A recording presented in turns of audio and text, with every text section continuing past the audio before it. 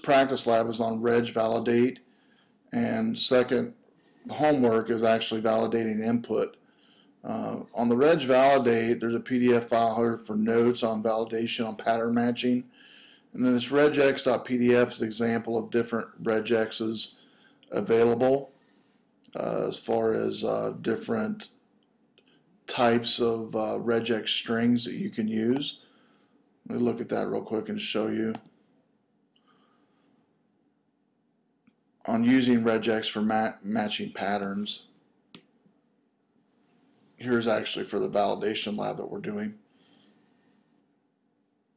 It just goes over step by step on validation using preg match. Here's an actual preg match string matching email. Actually, it's just right here, the string right before the comma.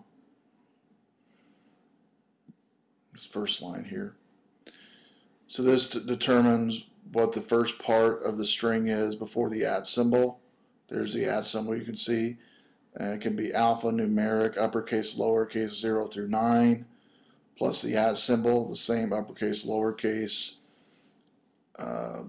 0 through 9, plus a dot operator, again, uppercase, lowercase, 0 through 9, and this would be your extension. So we could say abc@abc.com. So it has to have that in the regex for success. As far as matching, pattern matching, and this PDF goes over that.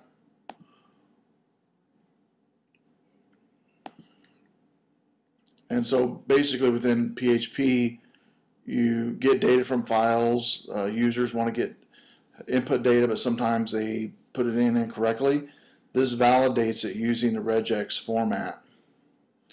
So PHP has a regex, a regular expression is what it's called, to check values to make sure that they are correct before putting them into databases or bringing them onto the next form. Here's some other links available to you on functionings, using reference strings and functions to manipulate data.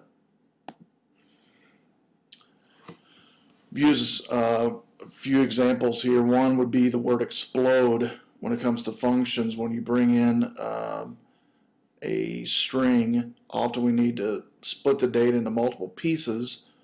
In order to do that, we can do what's called an explode, which expands the user's supplied data. In this case, it's going to explode on the slash symbol, the input. So 1, 12, and 2007 will be exploded into bits. 0 place would be 1, the first place would be 12, the second place would be 2007. So this will actually put it in the array by using the explode function. The trim function takes white space that's extra on a string and trims it. Both the before and after that, beginning and ending of the string will be trimmed. So if Rob had the space like this before and after, it would trim it and down to no space. Replacing all occurrences of a string in another string using the str_replace. This allows the user to use a number of data, use a number of date separators. So here we have 01 period 12-207, 2007. So a string replace would look for a period, replace it with a dash, and it would actually also look for a period or a dash and replace it with a slash in all places. So this will become a slash and this will become a slash within the string, and this will be the end result. You can also convert a string by using the str to upper, make it all lowercase, str to lower. To make just the first letter uppercase, UC first. To make the first word of each letter a string uppercase is UC words. To make a string safe to output as HTML, you use what's called HTML entities. The user maybe enters in a code or an input box the A tag for on maybe the ampersand tag as well for HTML. What it'll basically do is, you'll notice here, it'll take and convert those into safe strings. This is where SQL injection comes in. By using things like this, it would help with SQL injection anomalies. More complicated checks we're going to be doing for the lab is entering in like emails. I'll skip over here. Here is an example of an email that's correct. And actual data we're going to look at. The PHP functions to do something with data is called regular expression. A definition of the string pattern or a regular expression here. So you can do preg match or preg replace. They are complicated, but the nice thing about it is there's websites available to you to help. In our week 7 here, this example here, the regex.pdf is as an example of that.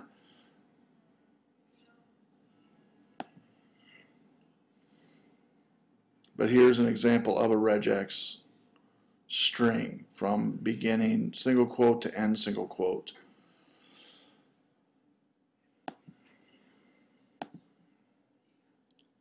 Regex definition always brackets by delimiters, usually a single quote, bracket, single quote. And there's whole regular expressions to be matched, and that's what we're going to use this week. And this week's assignment, basically for the lab anyway, is to take and validate email. So let's look at that real quick. Here's an email I've already put in here. This is actually for this example link right here. I have ABC at ABC with no .com in there. It'll kick back invalid email address. Now let's put in there .co, which there is CO addresses now, or maybe .com. Let's look at the code for that. We have a form action going to validate.php. It's a post. We have an input text box. Name is e-mail, and a submit button. So they're going to enter in their email here, hit submit, and it's going to go over to the validate.php. The validate.php uses the preg match for email, which is this right here. Using this entire string for preg match to determine whether or not it matches this email that we just brought over from the form. It's actually validation. If it's not a validation, it says if it's not a preg match, that's what this means here. If it's not a preg match, it's going to kick back invalid email address, else it's going to echo out valid email address and processing. Okay. Again, validation for regex. There's tons of websites for regex. In fact, I believe I have in the lessons area some more examples of information for regex. Let's look here.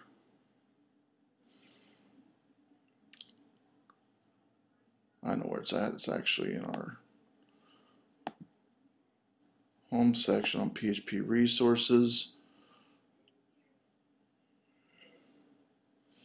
Your online textbooks, course copy, SQL, XML, Ajax, and regex is in here as well. So avail yourself to that. Also, I believe it's regex.org. There we go, regex-expressions.info, and then regular-expressions.info. It's a good one as well. And so there's tons of websites that give you examples and matches that you can basically just copy and paste those regex examples that you need. So for the lab, basically, there's a regex there. And again, there's websites to help you with Regex to determine preg match. The homework for week 7, building on validation, is validating user input on a form. There is a reading for this one on PHP forms, so make sure and involve yourself to read that, talking about getting and posting. Finally, on validating input is really what you want to focus on, and we're dealing with server-side validation. The exercise is on this link here for HTML forms, and we're going to do the exercise on processing form input. Here's a zip file to download for it, and here's what it should look like. The exercise anywhere is where it starts. It's 40-50 minutes. You'll create a page to process the data. The form entry page I've already given you in the zip file, by the way. In this zip file here is where all the files are found.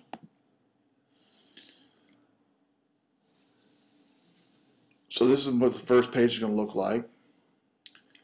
Once they hit submit or add employee, it's going to kick it out to the next screen, or to that self screen. If all fields are blank, though, it's going to let the user know it's blank so they can go back in and fix whatever is blank. So let's look at this form here. I'm going to go ahead and maybe enter in a password here, but nothing here, and let everything else be blank except for the title of. Okay, there we go. First name's omitted, last name's omitted, title's omitted, address, all the way down to passwords do not match. If I go back and just enter in some data here real quick.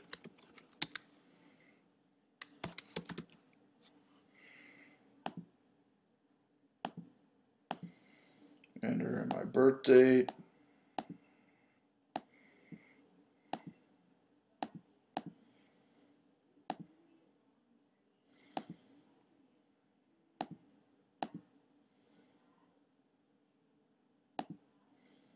And I'll just leave those as is. I'll leave everything else blank. So we should start getting some warnings on address down. There we go. Address omitted. So this is validating user input to make sure that the user knows that they need to enter in the data, and we'll not let them maybe go further on a form. Okay. The code for this one, we have the index page. This has the basic form for the application, which is right here, and a button. It's processing a form and kicking it to process.php form, where all the validation's occurring. We go there to the validation occurring. Notice here it just brings over the post field names. If they're empty, it puts in a variable what to display back on that form, and it puts it in a red color font and tells it what to put on the form.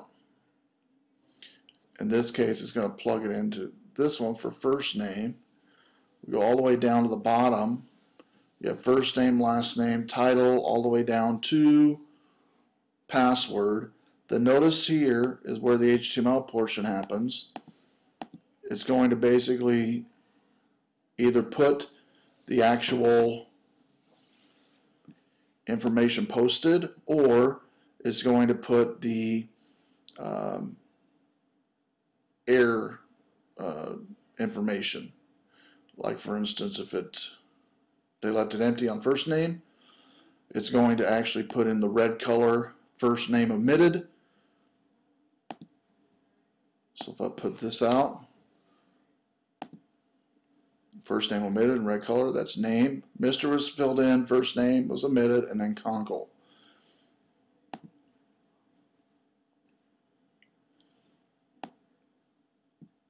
First name omitted, Conkle. So first name omitted actually came from the if path here, if first name is equal to empty quotes.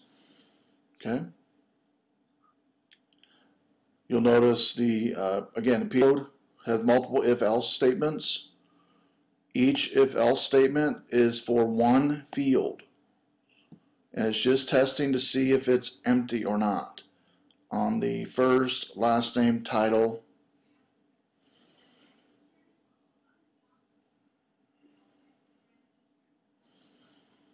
postal code, all the way down to the bottom.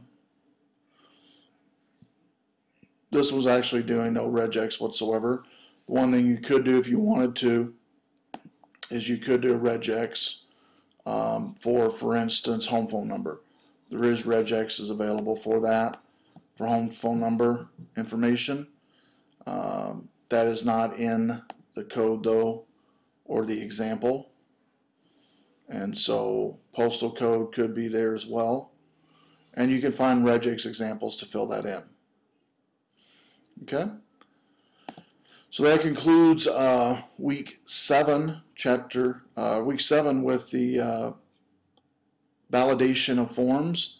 And again, regex information, you can just Google regex, PHP probably, and get a lot of resources for regex, for preg match. Here we go. This first one here. Different examples of preg match. And then also goes into regular expressions with PHP here, specifically giving you examples on PHP for preg match. And so, for instance, for preg match for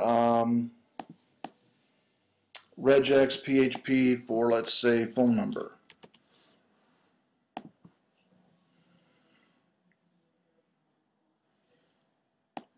Rather just do the regex. And this first one here generally is pretty good.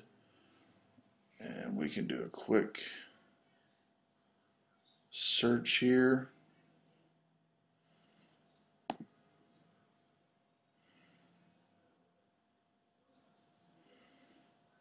Or not. Maybe it's this, yeah, it's regexlibrary.com. That one's better. Okay, so we're going to find an expression. It says email here. We're going to do phone. We'll just type in phone. Here we go. So the pattern needed for a phone number, 800 dash, 3 digits dash 3 digits dash 4 digits would be this expression here. It matches a hyphen separated on a US number. If you wanted to make sure that the user could just enter in a number without hyphens, you could probably find an example here as well. Keep going down here.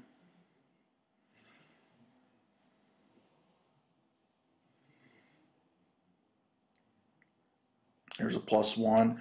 Here's a US telephone number right here. It does match a US telephone number without any dashes. So this would be one you could use. If you wanted the user to be able to enter in without any dashes, that would be the regex to use. So if you have any questions, give me an email as always.